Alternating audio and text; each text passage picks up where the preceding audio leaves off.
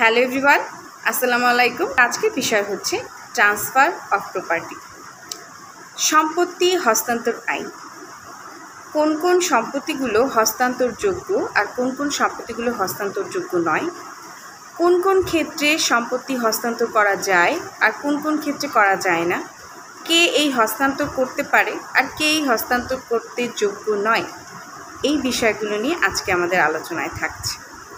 Transfer property 1882 এর আন্ডারে আমরা এই বিষয়গুলো সম্পর্কে একটা ব্রিফলি ডিসকাস করতে যাচ্ছি। ট্রান্সফার প্রপার্টি হচ্ছে 1882 সালের আইন। 1882 সালের 4 নম্বর আইন এটি। এই আইনটির খসড়া প্রণয়ন করা হয় সর্বপ্রথম 1861 সাল। 1861 সালের পর আবার পুনরায় 1870 সালে এর খসড়া প্রণয়ন করা হয়। সর্বশেষ 1877 সালে নতুন করে আবার একটা খসড়া প্রণয়ন করার পর 1882 সালে এই আইনটি প্রণয়ন করা হয় এবং তখন থেকে এই আইনটি 1882 সালের 4 নম্বর আইন হিসেবে অভিহিত। এখন এই আইনটি মূলত কোন কোন ক্ষেত্রে প্রযোজ্য এই বিষয় নিয়ে একটি ছোট্ট আলোচনা করতে যাচ্ছি। এটি মুসলিম লয়ের ক্ষেত্রে প্রিভেল করবে না, অর্থাৎ যদি মুসলিম ল এবং সম্পত্তি হস্তান্তর আইন নিয়ে কখনো যদি কোনো বিভেদ দেখা দেয় তখন সেই ক্ষেত্রে মুসলিম লটাই প্রিভেল হবে, অর্থাৎ মুসলিম লটাই প্রাধান্য পাচ্ছে। হস্তান্তর আইনটা সবসময় মুসলিম লয়ের উপরে যাবে না, অর্থাৎ যদি সম্পত্তি হস্তান্তর আইন এবং মুসলিম ল এর কোনো বিষয় নিয়ে কোনো বিভেদ তৈরি হয় তখন সেই ক্ষেত্রে মুসলিম লকে প্রাধান্য দেওয়া হচ্ছে। আসুন আগে জেনে নেই ট্রান্সফার অফ প্রপার্টি আসলে জিনিসটা কী। ট্রান্সফার প্রপার্টি অ্যাক্ট 1882 এর আন্ডারে সেকশন 5 অর্থাৎ 5 ধারায় এখানে বলা হচ্ছে ট্রান্সফার প্রপার্টি অর্থ হচ্ছে সম্পত্তি হস্তান্তর। এখন সম্পত্তি হস্তান্তর মানে কি? সম্পত্তি হস্তান্তর মানে হচ্ছে একজন জীবিত ব্যক্তি অপর একজন জীবিত ব্যক্তি বরাবর তার সম্পত্তি দান করলে, অর্থাৎ হস্তান্তর করলে, সেটা হতে পারে দান বা বিক্রয়ের মাধ্যমে, তবে সেটা হবে সম্পত্তি হস্তান্তর। অথবা জীবিত ব্যক্তি যদি প্রয়োজন মনে করে তাহলে নিজেকেও সম্পত্তি হস্তান্তর করতে পারে। একটা প্রশ্ন আসতে পারে যে নিজেকে নিজের সম্পত্তি কিভাবে হস্তান্তর করা যায়?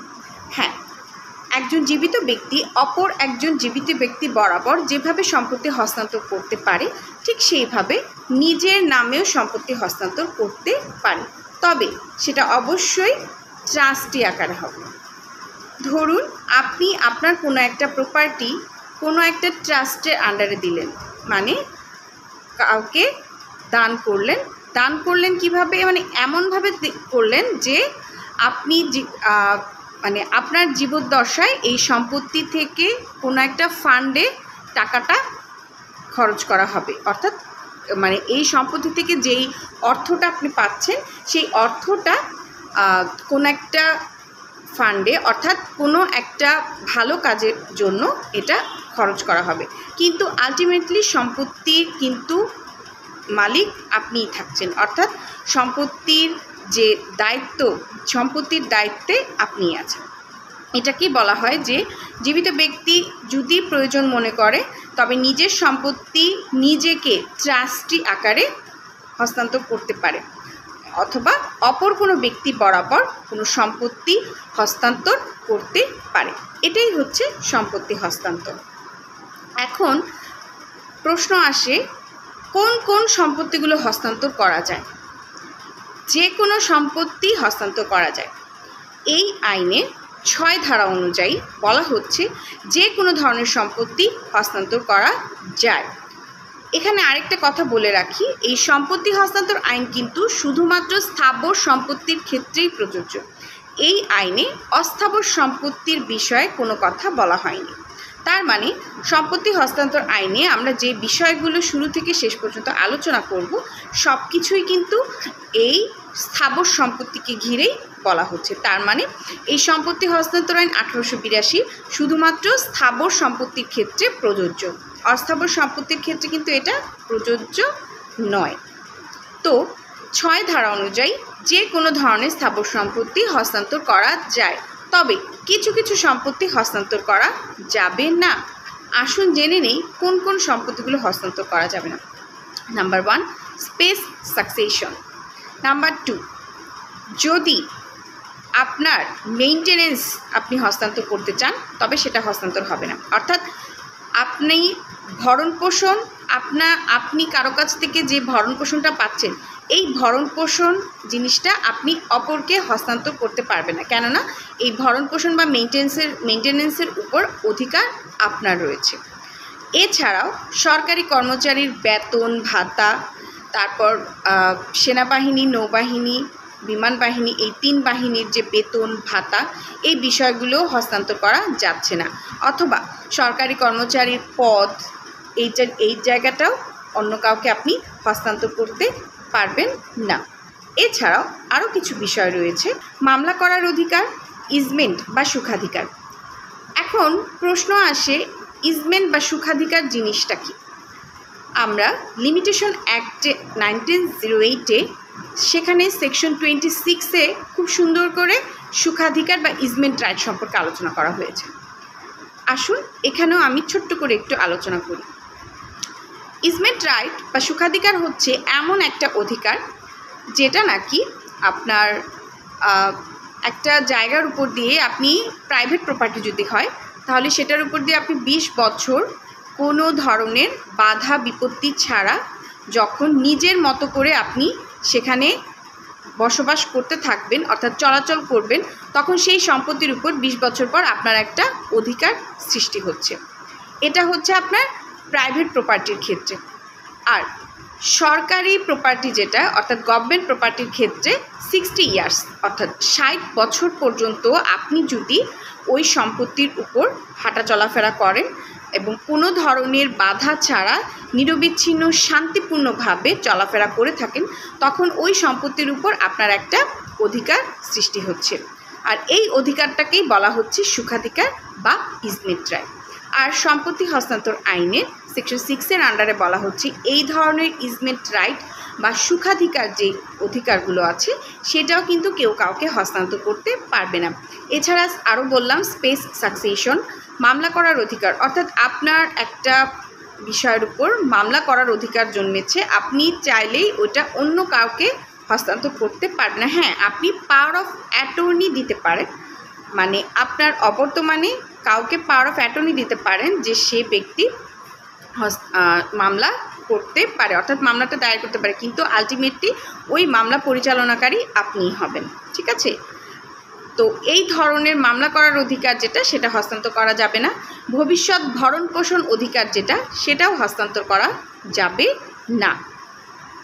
এছাড়াও সরকারি কর্মচারীর বেতন ভাতা, পদ, সামরিক আইনের, অর্থাৎ সামরিক আইনে যারা আছেন কর্মরত, সেনাবাহিনী, নৌবাহিনী, বিমান বাহিনী, এদের পদ ভাতা, তারপর আপনার পেনশন, এই বিষয়গুলো হস্তান্তর করা যাবে না।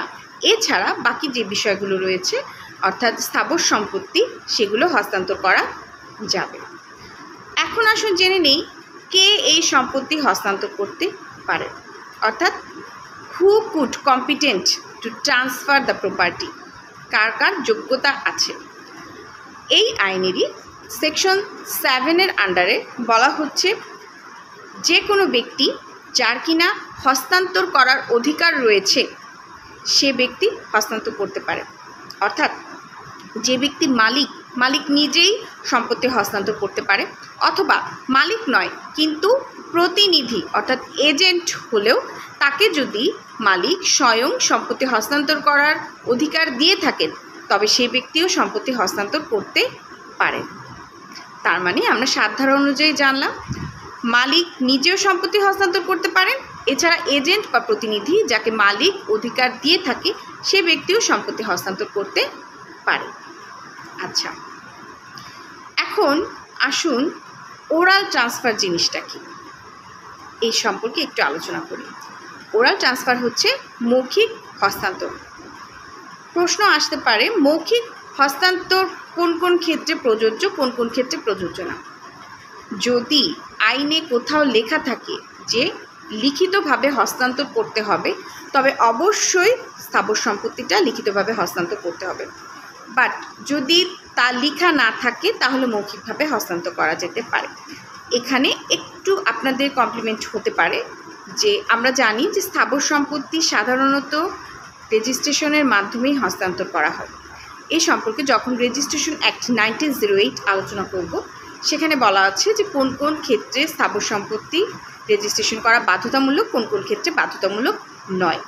তো সাধারণত উইল ব্যতীত অন্যান্য সকল স্থাবর সম্পত্তি লিখিতভাবে হস্তান্তর করতে হয়, বাট উইলটা লিখিতভাবে হস্তান্তর না করলেও কোনো সমস্যা নেই, তবে হস্তান্তর করতে গেলে লিখিতভাবে হস্তান্তর করাটাই উপযুক্ত বলে মনে করা হয়। বাট যদি উইলটা রেজিস্ট্রেশন না করা হয় তখন সেই ক্ষেত্রে, অর্থাৎ উইল রেজিস্ট্রেশন করার ক্ষেত্রে কোনো বাধ্যবাধকতা নেই, তবে অন্য কোনো স্থাবর সম্পত্তি হলে তা অবশ্যই লিখিতভাবে এবং রেজিস্ট্রেশনের মাধ্যমেই হস্তান্তর করতে হবে। ওকে, তো এখন আসুন আমরা জেনে নিই এই হস্তান্তর করার পর হস্তান্তর গ্রহীতার কাছে ওই সম্পত্তির উপর কী কী অধিকার এবং কর্তব্য বর্তাবে। ওকে, 8 ধারায় এ সম্পর্কে বলা হচ্ছে, অর্থাৎ এই ট্রান্সফার প্রপার্টি অ্যাক্ট 1882 এর 8 ধারায় এ সম্পর্কে বলা হচ্ছে যে যখন হস্তান্তরকারী কোনো একটা প্রপার্টি হস্তান্তর গ্রহীতার কাছে দান করবে, অর্থাৎ হস্তান্তর করবে, সেটা বিক্রয়ভাবেই হোক বা দান স্বরূপ হোক না কেন, তখন সেই প্রপার্টির উপর থেকে হস্তান্তরকারীর সমস্ত অধিকার এবং কর্তব্য বাদ পড়বে, অর্থাৎ তার ওই সম্পত্তির উপর কোনো অধিকার বা কর্তব্য থাকবে না, অর্থাৎ কোনো দায় সে ভোগ করবে না, অর্থাৎ তখন হস্তান্তর গ্রহীতার ওই সম্পত্তির উপর সকল প্রকার দায় এবং অধিকার বর্তাবে, অর্থাৎ ওই সম্পত্তির যাবতীয় সকল দায় দায়িত্ব তাকেই বহন করতে হবে এবং সকল অধিকার তাকে সেই পাবে, অর্থাৎ ভোগ করবে।